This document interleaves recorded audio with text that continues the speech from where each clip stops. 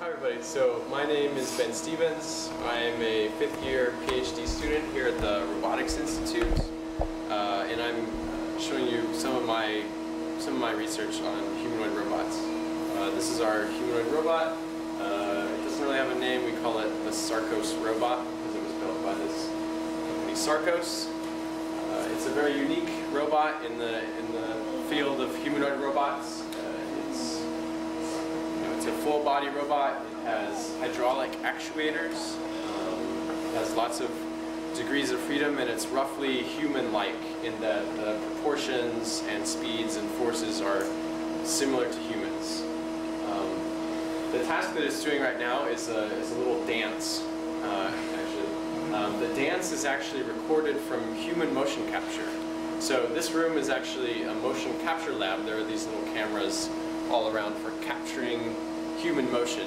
You put little dots on people, they do a little dance, and you can read in that motion into a computer. And then what we've done is taken that motion and used it to program a dance on the robot. So it would be really difficult to program a dance on the robot by hand, but by just having a person do a dance, it's really easy. So you get this. The additional difficulty where my research comes in is that it has to do this while balancing. So it's not just playing back joint motions, it's actively balancing while trying to follow that motion as well as it could. でそれからこれは初級者ボードなんですけども、ちょっと上級者ボードで表情も連動させるということがあると思います。ちょっとそれも試してみます。私が眉を上げるとこんな形になります。それから眉を下に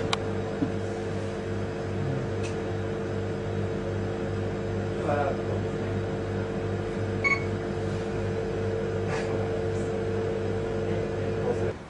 例えば、こう笑ったりですね、うなずいたり、こう嫌がったりです、驚いたり、それから表情をつけながら体調はいかがですか？こういう感じです。顔に通知しながら体調はいかがですか？こういうお気をつけてお帰りください。普段多いです。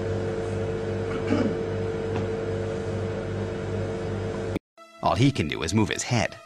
His brain, a mesh of wires, connected to a computer. Hi, Philip. My name is Chad. Hello, Chad. Let's chat. I live in Washington, D.C. I have 2 kids. So. I like kids, 'cause we can play, and I don't... As we chat, Philip's synthetic brain starts humming, building a sort of mental model of me. Facial recognition software analyzes and tracks my face, as speech recognition software transcribes and sends my words to a database for a reply. Just calm down. Before long, we're in deep conversation. Do you agree with Descartes?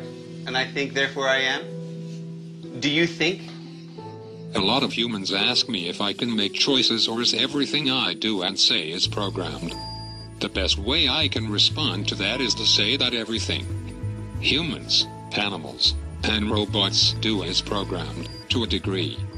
So how much of that is coming from what you've programmed it to say? It's a mix.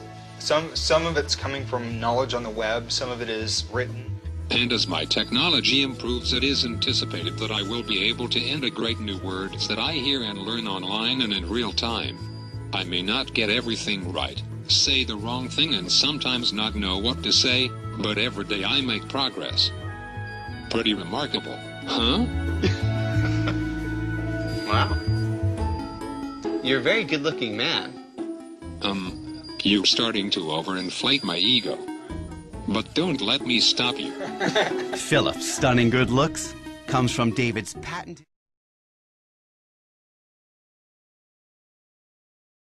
Ourselves up for disappointment, because these robots will disappoint us if we are looking for human connection. Do we want to make them in such a way that we're going to love them, because they will be pretending to love us? David fears if we don't humanize robots by bringing them into the human family, we face a frightening future. Think Terminator, a world in which killer robots turn on their creators and set out to destroy us. Hasta la vista, baby. Do you think robots will take over the world? Geez, dude. You got the big questions cooking today. But you're my friend, and I'll remember my friends, and I will be good to you. So don't worry. Even if I evolve into Terminator, and I'll still be nice to you. I'll keep you warm and safe in my people zoo, where I can watch you for old time's sake. I'm comforted. I'm very comforted now. I'm going to be part of his people zoo.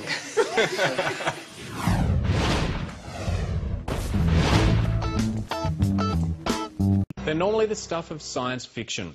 Android replicas of living human beings who can mimic their flesh and blood twins. But in Japan, one scientific genius has made an android clone of himself. Hiroshi Ishiguro uses his robot doppelganger to teach students at his university. And now he's made an even more sophisticated android, which is being deployed by medical staff in a Japanese hospital. In a moment, we're going to talk to Ray Kurzweil, the American futurist who believes humans will soon merge with machines. But first, this report from North Asia correspondent Mark Willesee.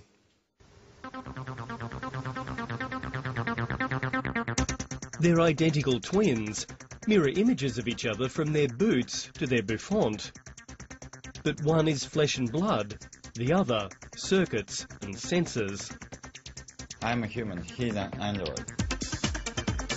Robotics expert Hiroshi Ishiguro is both the creator of and the template for Geminoid HI-1, believed to be the world's most sophisticated humanoid. Researching and developing Geminoids is the best way to answer the philosophical question of what it is to be human. This is my main purpose. Regarded as one of the world's top 100 living geniuses, Professor Ishiguro controls his doppelganger remotely, often using his twin to teach and sometimes terrorise his classes at Osaka University. It feels like Professor Ishiguro is actually here. It feels like we're having a real class because the atmosphere is serious and tense. These robots could be used as guides at museums or for other jobs like that. In my case, I can use it for my lectures while I'm away overseas. Hello, Australia. Now, Professor Ishiguro's twin has some female companionship.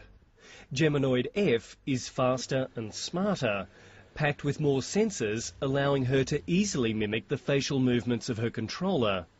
And in her work as a nurse, she's been programmed with a soothing bedside manner. We're putting her in the consultation room at a hospital, and she sits next to the patient like a nurse. We found that people feel at ease just having the robot in the room. In future, having an android alter ego could mean having someone to help us, keep us company, and even allow us to be in two places at once.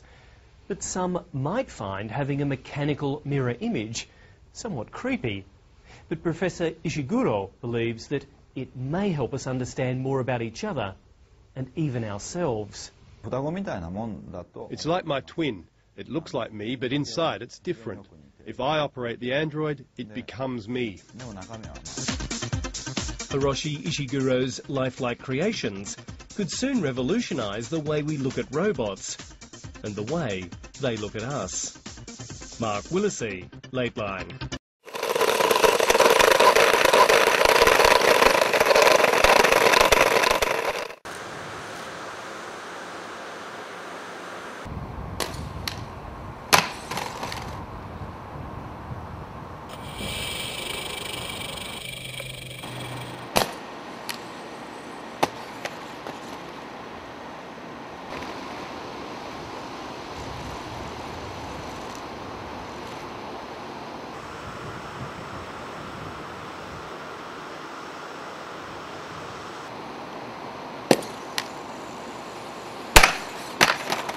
How about this? A leaked government report reveals testing in Oklahoma of drones. Drones that have sensors that can find people and even tell if they're carrying a weapon. This is happening at a remote site now near the Lawton area at Fort Sill. News 9's Dana Hurtnicki has the details here new at 6. According to the report, the testing is taking place here at the Oklahoma Training Center for Unmanned Systems operated by Oklahoma State University. The group doing the work is a, quote, trusted agent of the federal government. Located directly across from a cattle pasture in an unassuming house in the middle of Oklahoma, researchers are conducting some of the most cutting-edge and controversial testing of drone technology. It's advanced technology for sure. It's technology that we don't want any of our enemies to have. Tony Strickland does not work for the center, but is a member of the governor's Unmanned Aircraft System Council and does consulting for the Department of Defense on unmanned aircrafts. He says the group has a contract with the Department of Homeland Security and is cataloging the drones for law enforcement and first responders. We're interested in the capability of the aircraft to catch the bad guys or to respond to fires, tornadoes. But the publication Homeland Security Today obtained a copy of the test plan for the program, which also says sensor platforms are being tested that can distinguish between an unarmed and armed personnel. And that's what some say goes too far. The general application of helping people in a rescue situation or a lost child, great. But that doesn't mean that we should be giving up our privacy rights. Everybody that I know in the industry, the folks that I work with, we don't want to do anything that infringes on any Oklahoman's privacy because that would be infringing on our own privacy. Because so much of this drone technology is being developed here in Oklahoma, legal experts say it may be up to Oklahoma courts to decide some of these issues. In Elgin, Dana Hurtnicki, News 9. And we do know Oklahoma is being considered for one of 6 FAA test sites for unmanned aircraft. Strickland goes on to say if Oklahoma is selected, it will benefit those with privacy concerns because Oklahoma is such a conservative state and we will have more control.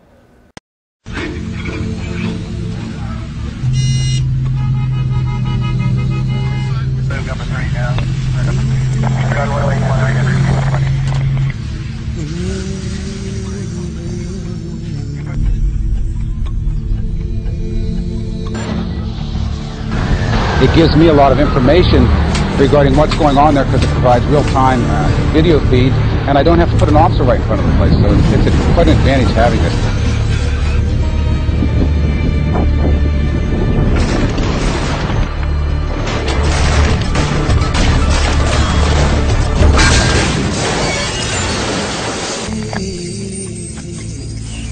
Info 22.